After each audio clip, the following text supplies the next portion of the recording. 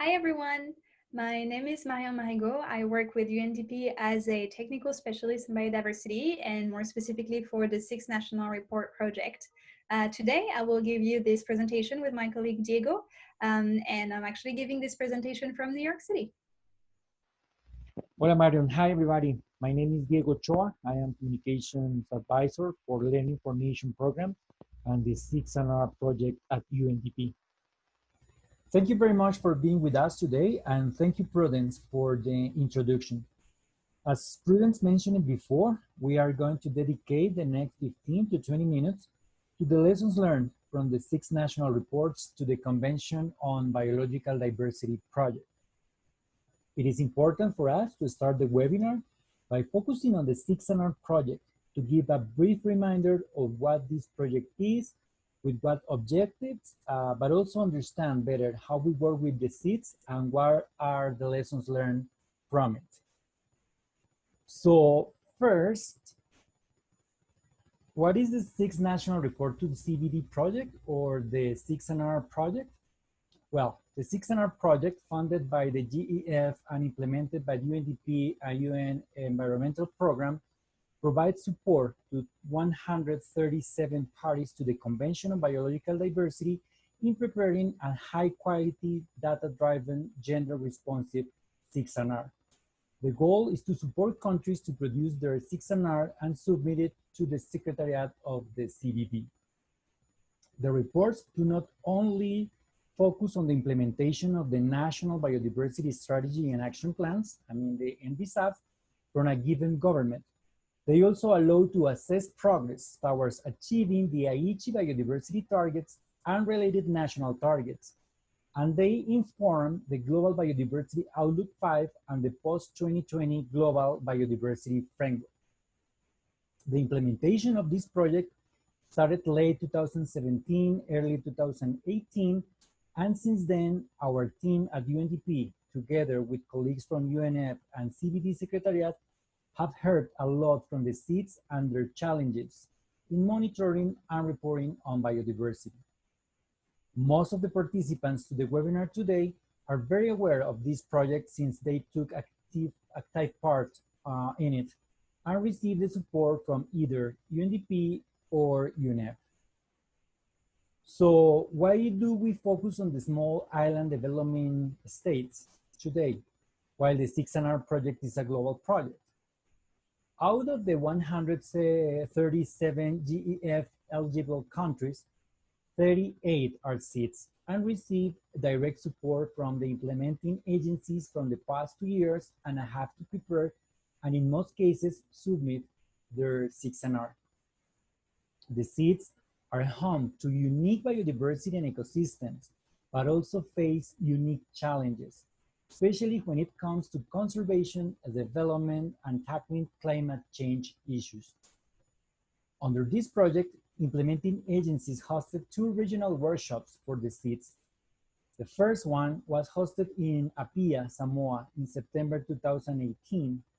The second was hosted in Bridgetown, Barbados, a few months later in January 2019. While the first one aggregated countries from Southeast Asia and the Pacific Islands, the second one was attended by representatives from the Caribbean countries.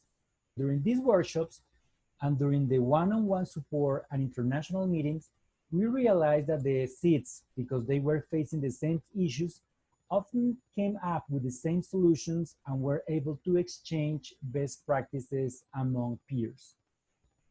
Here are the group photos from the 2 workshops hosted with the SIDS in 2018 and 2019. The SIDS play a key role to protect and conserve biodiversity and ecosystems, and we should learn from their experience and expertise. Indeed, the SIDS have some of the most diverse and unique ecosystems in the world.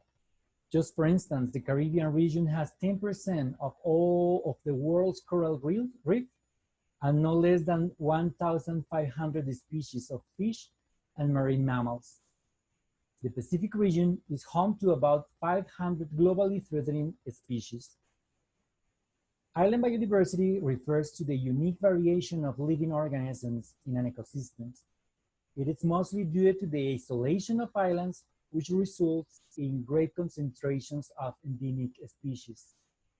This biodiversity exists nowhere else on Earth, including flora, fauna, animals, and microorganisms.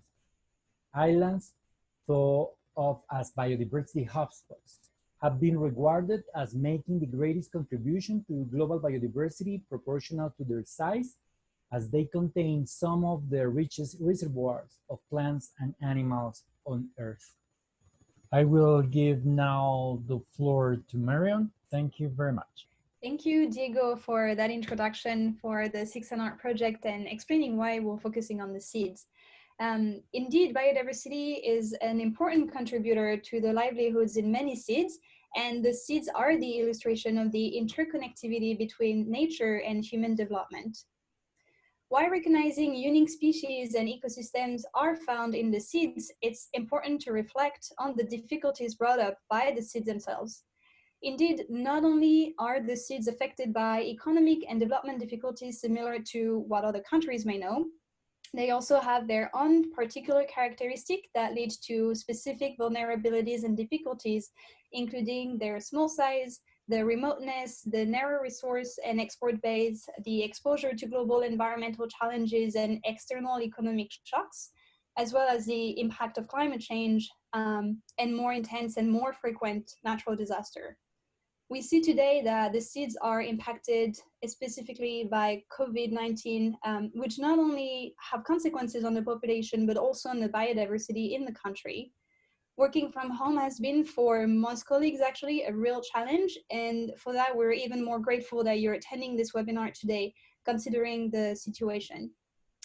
So based on this specific context, and based on the feedback that we collected during the implementation of the 6NR project, our teams at UNDP, CBD, and UNEP were able to connect with most of you and collect a few lessons learned. 4 of them are displayed on the screen that you're seeing right now. So first, the achievements of national targets during the implementation of the NBSAP in the SIDS should be measured against a baseline, which unfortunately does not exist in many cases or is not collected and presented geographically. Second, there are significant gaps in biodiversity data in these countries, which contrast actually with the richness of biodiversity itself. SIDS are working and need support to develop baseline spatial data before they can begin monitoring progress to achieve national biodiversity targets and the Aichi biodiversity targets, the ABTs. Third, and continuing with spatial data, the SIDS recognize spatial data is a powerful tool to monitor and report on biodiversity targets achievement, since it allows a broad range of decision makers to visualize the distribution and changes in biodiversity, as well as their associated cause and related impact of action taken to implement the NBSAP and sustainable development plans. In addition to what has been done within the 6NR project, and my colleague Annie Verning will tell you a bit more in a few minutes, the SIDS need further support to keep improving in-house GIS capacity and generate, collect, and systematically use spatial data to monitor and report on biodiversity. And 4, there is an urgent need to support JEF-eligible SIDS to develop baselines, not only to measure more effectively the impacts of the implementation of an NBSAP, but also to implement the post-2020 Global Biodiversity Framework and monitor any resulting changes to biodiversity status and trends over time. So based on the lessons learned and discussions with the SIDS, we determined a couple of action points and important activities that we think should happen in the next few months and years. Countries must build in-house data management mechanism and especially explicit monitoring system that allow them to systematize the collection, sharing, and analysis of data during national reporting and NBSAP development and the implementation. Country must also refine biodiversity indicators, especially in their NBSAP, to track measurable changes in the status of nature and the impact of actions to protect it. The indicators should also reflect better the contribution of all stakeholders, including indigenous peoples and local communities and women, and ensure that the impacts are measured in a consistent way. Countries are also looking to obtain political support in accessing, sharing, and using spatial data for better decision-making. The SID will and should continue to receive access to training and capacity building activities on spatial data after the submission of the 6NR, either to update their NBSAP or prepare the next round of national reports in a few years. It will be important for countries to work with data providers to update global database with accurate and validated national data, and to develop information on national baseline of biodiversity data. And last, the SIDS need to develop, access, and share spatial data and use them to make actual decisions. So with this in mind, we have several objectives for this webinar. While we know that all issues are not going to be solved with just one webinar session, we hope that this webinar will be an occasion for stakeholders to exchange and reflect on the following: how to overcome obstacles and develop effective, long-term, and spatially explicit monitoring system to better monitor the implementation of national plans and their positive impacts on biodiversity. How to better capture important biodiversity data from indigenous peoples and local community, and to understand the different roles of different stakeholders in biodiversity conservation. How to use platforms like UN Biodiversity Lab, as well as existing available feature to upload national datasets, access, share, and use spatial data to support action planning, monitoring, and reporting. And finally, how can stakeholders have open discussions on possible ways to develop information for national baselines on biodiversity data? This list of objectives is obviously not exhaustive, and we're hoping that you will use this webinar and the NBSAP forum and UN Biodiversity Lab to keep the conversation going afterwards. Thank you very much to everyone, and have a great webinar.